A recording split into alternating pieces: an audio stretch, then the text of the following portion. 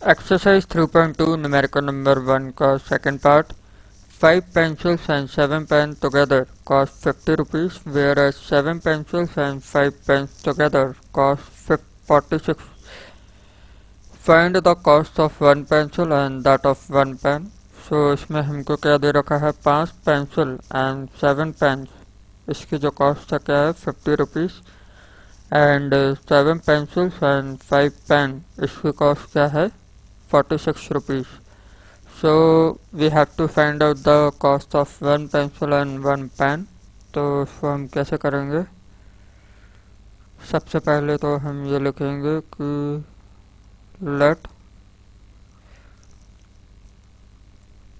cost of one pencil is equal to x rupees, है ना.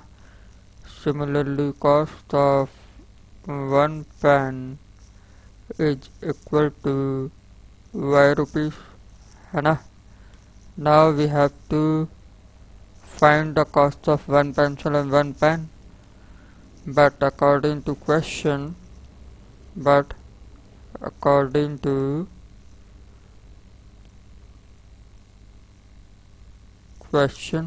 according to question we have 5 pencil and 7 pen together cost 50.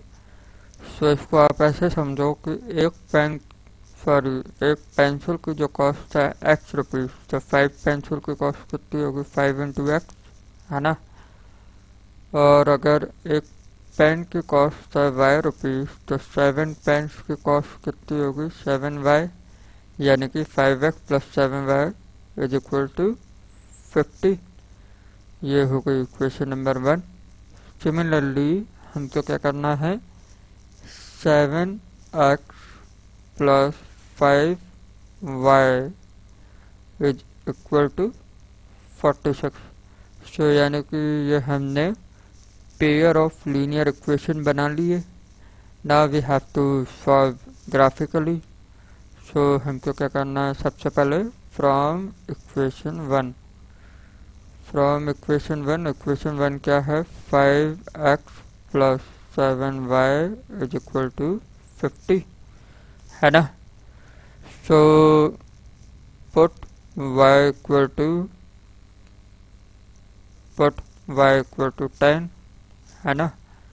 So 5x plus 7 multiply by 10 equal to 50. So ये आएगा 5x plus 70.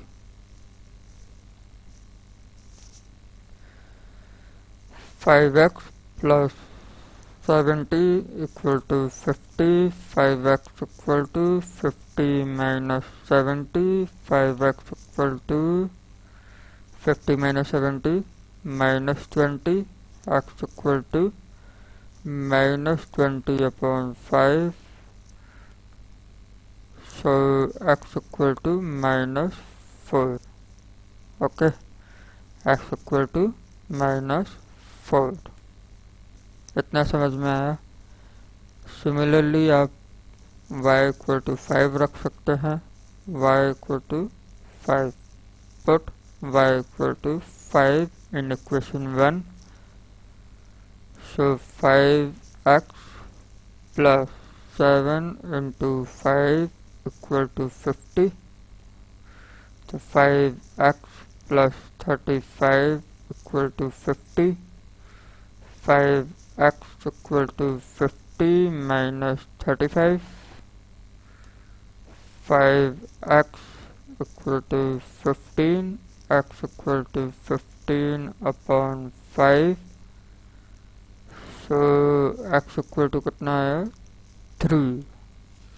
So x equal to 3 आ गया. तो अब हमको इसको आगे कैसे करना है. अब एक और कोऑर्डिनेट फाइंड आउट करना है. So put y equal to 0. अगर हम y इक्वल टू 0 रखते हैं तो 5x plus 7 multiply by 0 equal to 50. 5x equal to कितना आएगा 50. x इक्वल टू कितना आएगा 50 अपॉन 5. ये समझ में आया ना, क्योंकि 7 का 0 में मल्टीप्लाई होगा 0 और 0 का 5x में ऐड होगा तो क्या आएगा, 5x ही आएगा, है ना। सो यहाँ पे x की वैल्यू क्या आएगी, 50/5 यानी कि 10। सो x आएगा यहाँ पे 10। सो इसकी कोऑर्डिनेट टेबल बना लेता हूँ, यहाँ बना देता हूँ। कोऑर्डिनेट टेबल क्या है, कोऑर्डिनेट टेबल हमने y इक्वल टू 10 पुट किया था, y इक्वल टू 10 पुट किया था तो x इक्वल टू -4 आया। फिर हमने y इक्वल टू 5 पुट किया तो हमको x इक्वल टू 3 मिला। फिर हमने y इक्वल टू 0 पुट किया तो हमको f की वैल्यू 10 मिली। अब हमको क्या करना है, कोऑर्डिनेट टेबल बनानी है, किसके लिए, इक्वेशन नंबर 2 के लिए। सो यहाँ पे मैं इक्वेशन नंबर 2 के कोऑर्डिनेट फाइंड आउट कर रहा हूँ, तो ध्यान से देखना। बस जो भी टाइम लगेगा वो उसमें लगेगा, किसमें, कोऑर्डिनेट फाइंड करने में। ग्राफ बनने में ज़्यादा टाइम नहीं लगता, हालांकि मेरे को टाइम इसलिए लग रहा है क्योंकि मैं कंप्यूटर पे बना रहा हूँ। सो मैं ऐसा कोई प्रोफेशनल तो हूँ नहीं कंप्यूटर में कि हाल के हाल बना दूँ, तो थोड़ा सा टाइम मुझे भी लगेगा।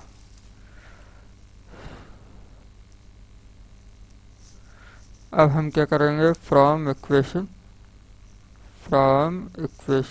सेकंड, ठीक है। फ्रॉम इक्वेशन सेकंड क्या है हमारे पास, 7x plus 5y equal to कितना है, 46, है ना। सो अब हमको क्या करना है, पुट y इक्वल टू, हम क्या रख सकते हैं इसमें, y इक्वल टू हम रख सकते हैं -2, रख के देखें। 7x plus 5 into -2 equal to 46। तो ये क्या आएगा, 7x माइनस 10 इक्वल टू 46, है ना।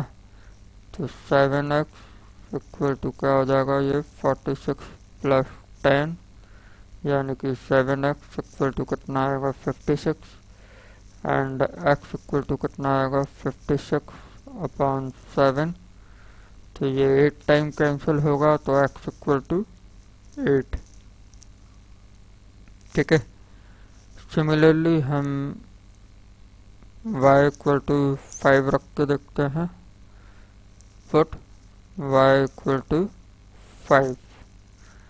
तो 7x plus 5 multiply by 5 equal to 46, 7x plus 25 equal to 46, 7x equal to 46 minus 25, 7x equal to 46 में से 25 माइनस किया तो 21 आएगा। So x equal to 21/7, 7 through जा 21। सो x इक्वल टू कितना आया, x इक्वल टू आएगा 3, x इक्वल टू 3। एक और कोऑर्डिनेट हमको फाइंड आउट करना है ना। सो वो कोऑर्डिनेट हम क्या रख सकते हैं, हाँ, put y equal to 12। So y की वैल्यू हमको इजीली रखना, थोड़ा बड़ी वैल्यू इजीली रख सकते हैं, क्यों, क्योंकि ऊपर की साइड जो स्पेस होता है वह नॉर्मली ज़्यादा होता है और जो हॉरिजॉन्टली जो स्पेस होता है वह नॉर्मली A4 साइज के पेपर में कम होता है। तो मेरे कहने का मतलब है, अगर हम x की वैल्यू रखेंगे तो वो कम रखाई जाएगी, लेकिन अगर y की वैल्यू रखेंगे तो वो आप थोड़ी ज़्यादा भी ले सकते हो, ठीक है। इसलिए मैंने y इक्वल टू 12 रखा। सो देखो, अब अगर y इक्वल टू 12 रखेंगे तो क्या रखेंगे, 7x plus 5 into 12 equal to 46। तो 7x plus 60 equal to 46, 7x equal to 46 minus 60, 7x equal to 10 में से 6 गया 4 और यहाँ कितना बचा 5 में से 4 गया 1। फिर यहाँ पे आएगा ये x equal to 14/7, x equal to कितना आएगा, एक्चुअली ये माइनस का 14 आएगा क्योंकि प्लस माइनस माइनस साइन इसका आता है जो नंबर बड़ा होता है, तो 60 बड़ा है तो माइनस का साइन आएगा। तो यहाँ पे x इक्वल टू हमें क्या मिलेगा, -2। ठीक है, और सेकंड इक्वेशन की कोऑर्डिनेट टेबल में यहाँ पे ड्रॉ कर रहा हूँ x और y, यानी कि x हमने क्या रखा था, सॉरी y हमने रखा था -2, सो x हमें कितना मिला 8। फिर हमने y इक्वल टू 5 रखा तो x इक्वल टू 3 मिला, y इक्वल टू 5 रखा तो x इक्वल टू 3। फिर हमने y इक्वल टू 12 पुट किया तो 12 पुट करने के बाद हमें x की वैल्यू क्या मिली, -2। ठीक है, सो अब आपको क्या करना है, आपको ड्रॉ करनी है लाइन। तो सबसे पहले तो आप क्या करेंगे, x axis and y axis draw करेंगे, vertical line, horizontal line. Vertical line क्या होती है, y एक्सिस, और हॉरिजॉन्टल लाइन क्या होती है, x एक्सिस। तो सबसे पहले आप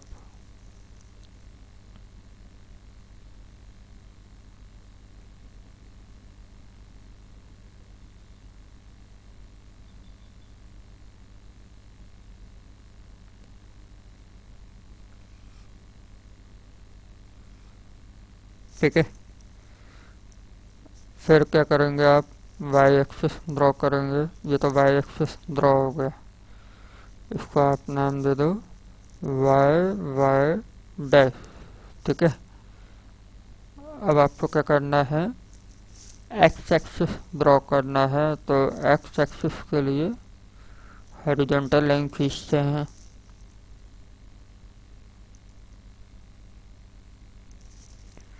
तो इसको अगर हम यहाँ पे रखें,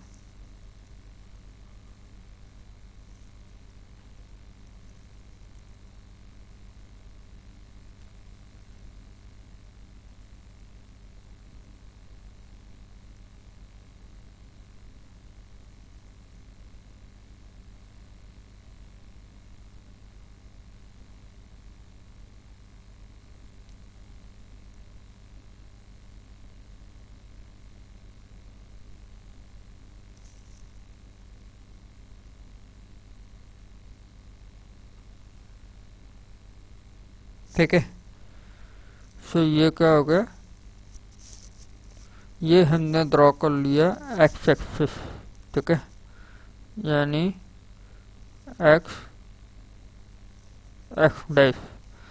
अब ये क्या होगा, 1, ये 2, ये 3, 4, 5, 6,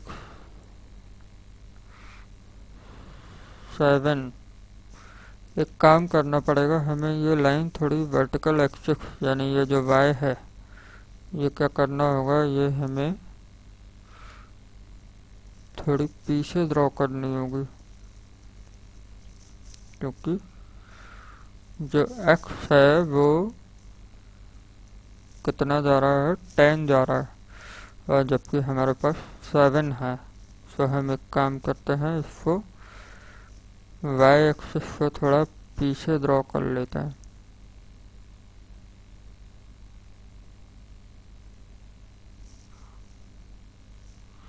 सो y एक्सिस को मैं यहाँ ड्रॉ कर रहा हूँ, क्योंकि नेगेटिव में मेरे को x एक्सिस की ज़्यादा वैल्यू की ज़रूरत है नहीं, तो इसलिए मैं इसको थोड़ा पीछे ड्रॉ कर रहा हूँ यहाँ पे। ठीक है,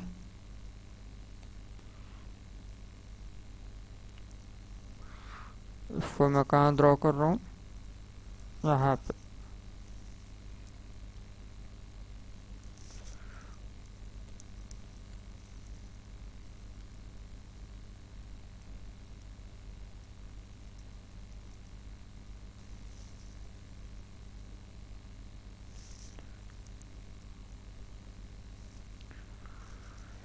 सो ये मैंने एक्स एक्सेस और वाई एक्सेस ड्रॉ कर लिए।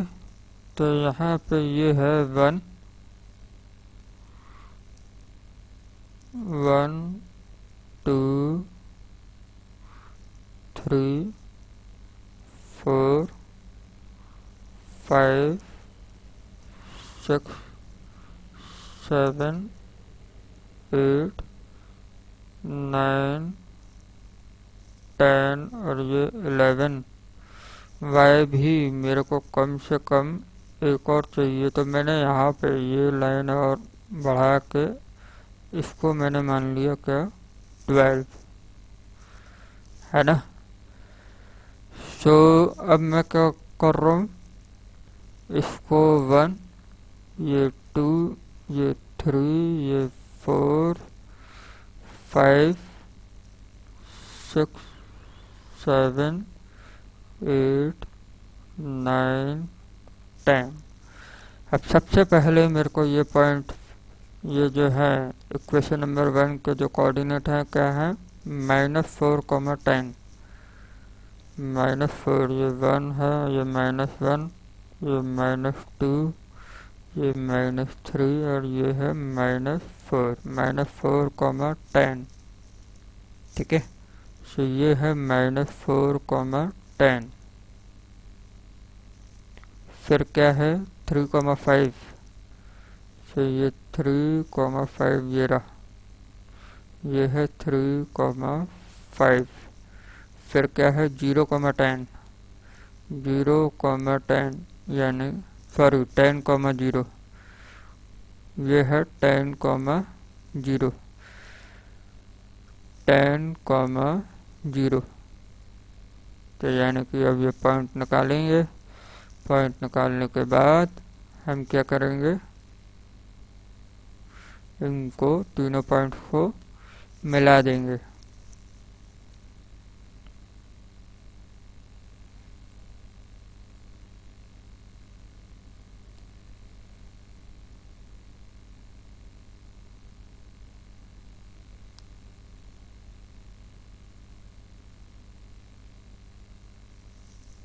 ठीक है, ये मीट हो गए तीनों पॉइंट।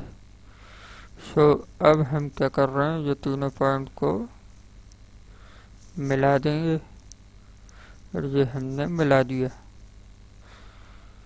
ठीक है, सो ये कौन सी इक्वेशंस के हैं, ये इक्वेशन नंबर 1 के हैं। 5x + 7y = 50, है ना। Similarly, we have to draw the another line for the second equation.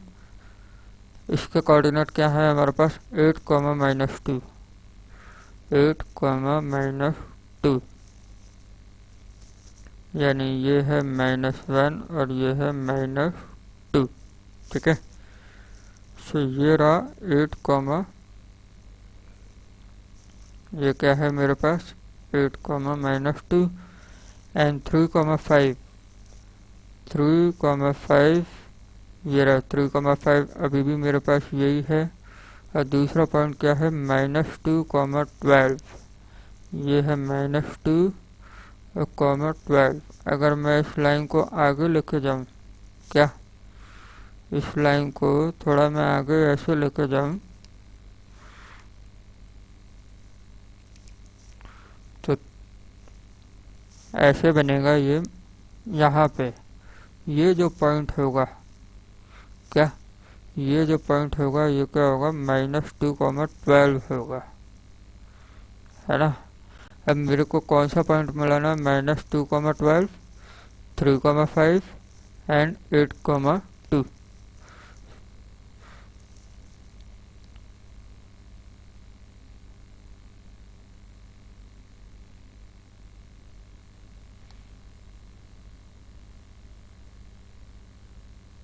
देखो एग्जैक्टली मिल रहा है।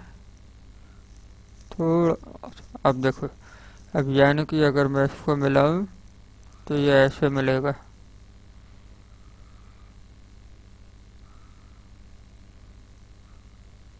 ठीक है, सो इसका जो आंसर होगा, इसका आंसर क्या है 3, 5। देखो बिल्कुल एग्जैक्टली वही आंसर आया है जो हमें चाहिए था। क्या? 3,5 यही चाहिए था हमें, है ना। तो हम आंसर में क्या लिखेंगे? हम यहाँ पे लिखेंगे बोथ लाइन, क्या? Both lines are intersecting at point, इस पॉइंट को नाम दे दो A, at point A 3,5, that is cost of one pencil is equal to x. तो एक्स की जो वैल्यू है वो कितनी है? 3 रुपीज़, है ना। कॉस्ट ऑफ वन पेन यानी कि इज इक्वल टू वाई, और वाई की वैल्यू क्या आई? 5 रुपीज़। ठीक है। तो यहाँ पे आपका आता है आंसर। तो ये जो है ग्राफ बनाने के बाद यहाँ पे आपका आता है आंसर। ठीक है।